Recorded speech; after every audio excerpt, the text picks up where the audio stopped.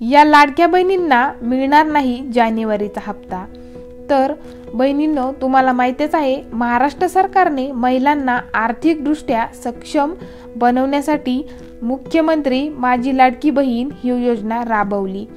महिलांना या योजनेअंतर्गत महिन्याला 1,500 रुपये देखील सरकारने दिले आणि आता लवकरच जानेवारी महिन्याचा 7वा हप्ता महिलांच्या खात्यात जमा होण्याची शक्यता आहे। आता डिसेंबर महिन्याचा हप्ता मिळाल्यानंतर महिलांचे लक्ष जानेवारी महिन्याच्या हप्त्याकडे लागलेले आहे आणि लाडकी बहीण योजनेचा लाभ घेण्यासाठी सरकारने काही अटी निश्चित केलेल्या आहेत।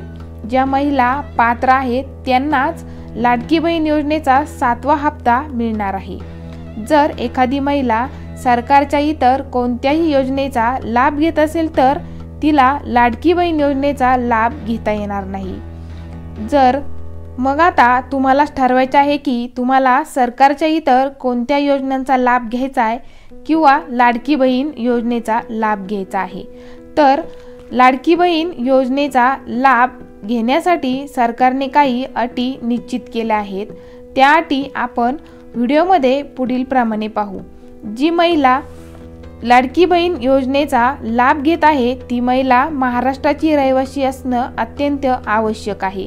जर ही महिला परराज्यातील असेल तर तिला यापुढे जानेवारी महिन्यापासून हप्ते मिळणार नाहीत। जी महिला या योजनेचा लाभ घेत आहे त्या महिलेचं वार्षिक उत्पन्न हे 2.5 लाखांपेक्षा जास्त नसावं। ज्या महिलेचं उत्पन्न हे 2.5 लाखांपेक्षा कमी असेल अशाच महिलेला यापुढील या योजनेचा लाभ घेता येईल। तसंच एखाद्या कुटुंबातील एखादा व्यक्ती जर सरकारी कर्मचारी असेल तर अशा कुटुंबातील महिलेला देखील या योजनेचा लाभ घेता येणार नाही। तसंच एखादी महिला पेन्शन धारक असेल तिला देखील लाडकी बहीण योजनेचा आता यापुढे लाभ घेता येणार नाही।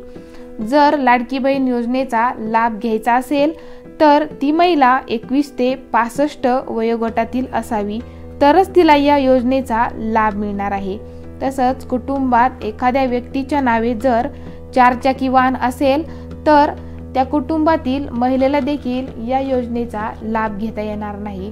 तर यामध्ये शेतकऱ्यांसाठी ट्रॅक्टरला सूट देण्यात आली आहे। याचा अर्थ जर एखाद्या शेतकऱ्याच्या घरी ट्रॅक्टर असेल तो देखील 4 चाकीचा आहे, परंतु अशा महिलांना या योजनेचा लाभ घेता येऊ शकतो। जर एखादी महिला इतर कोणत्याही योजनेचा लाभ घेत असेल तर तिला मात्र लाडकी बहीण योजनेचा लाभ घेता येणार नाही। जर एखादी सरकारी योजनेचा लाभ घेतला असेल तर सरकारने आतापर्यंत शेतकऱ्यांसाठी, महिलांसाठी, मुलांसाठी अनेक योजना चालू केल्या आणि त्या अंमलात देखील आणल्या। त्यामध्ये PM किसान सन्मान योजना असेल, नमो शेतकरी योजना असेल।